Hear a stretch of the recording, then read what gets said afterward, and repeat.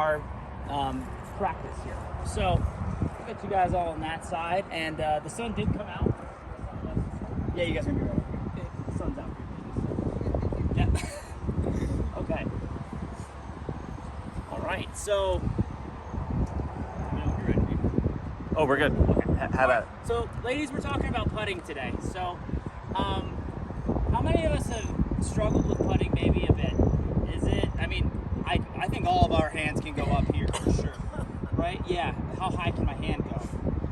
So, there's two ways to approach putting. There's two separate ideas. We're talking about our lag putting, which is, as Nathan kind of touched on, when we're further from the hole and we're putting to an area around the hole, not necessarily the hole itself. And we have this hole right over here, where we're a little bit closer to the hole and we have the ability where we feel like I should make this putt more often than not. For this particular example, we're going to talk about lag putting specifically, okay? So as we start to go here, we're going to talk about one thing first, and it's going to be what our ball position should be with our putter. So if you guys look at my putter, obviously there's not a lot of loft, right? But if you were to slow down your putting stroke and put it on super slow motion camera, you'll notice that the ball, there is 2 or 3 degrees of loft, so the ball does pop up just a little bit, and then it begins to roll from there. So when we're talking about our ball position with our putter, a lot of ladies and gentlemen and players of all levels, they might have that ball a little bit too far towards the trail side, so towards the right side of their body. Because we're trying to have that putter move on the upswing, I would love to see that ball more in line with our left collarbone, somewhere along that way. Wouldn't want to see it out here. So left collarbone is a good way to start with our putting strokes. Does that make sense, ladies? Nothing crazy there. So, and then can I get 4 volunteers? What we're going to do is talk about dispersion as far as it regards our putts. So 4 volunteers. Kathy, come on in. You're just hitting this hole right here, okay? Get in there, In any order, it doesn't matter the order you guys go. What we're doing is we're going to watch where these golf balls end up. And the pressure's on, so watch out, ladies.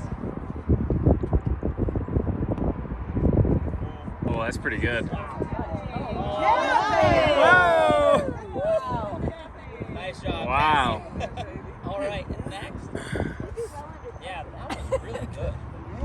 Are you a sandbagger? Oh She's a gamer. She jumped into the play box right there.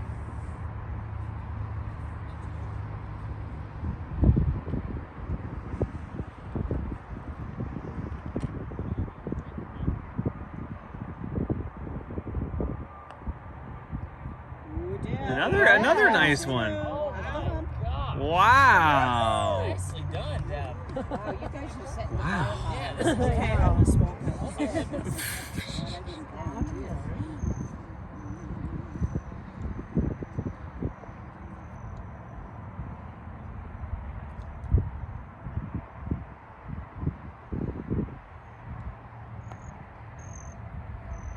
Look at this. Another good one. You hit my ball. Wow.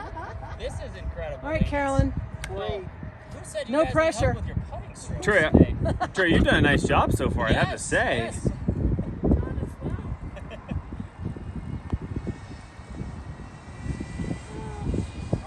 Oh. Flip down. Okay. Okay, not bad.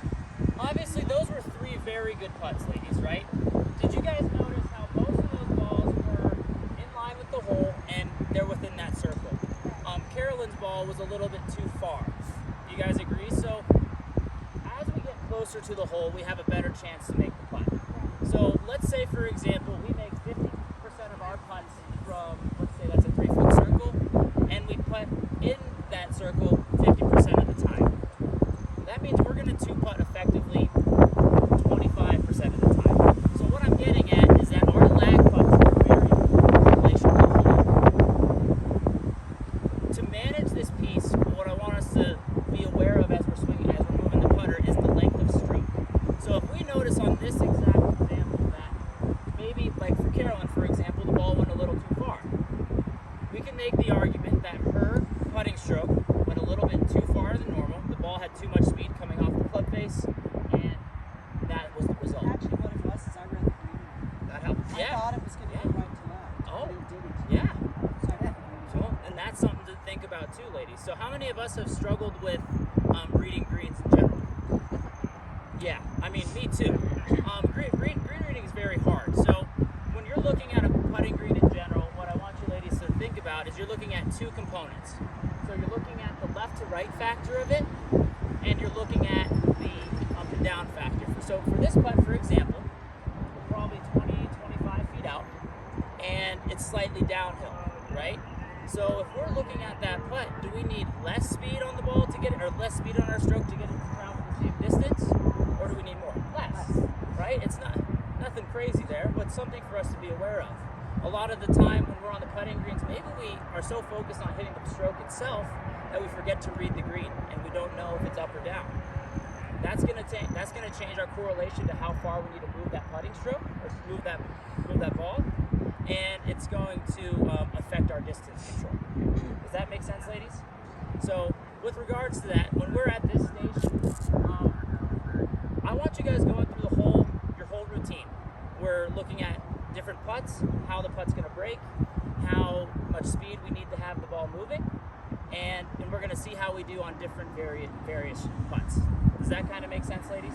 So a lot of the time on a putt like this, even if we misread the green, generally we're not going to misread a green by 5, 6, 7 feet, generally speaking. But we are going to miss vertically. So maybe somebody will leave that putt,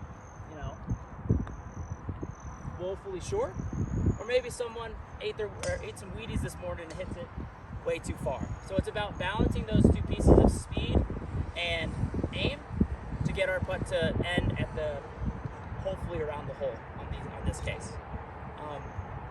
Does that make sense, ladies? Yes. Any questions on that piece?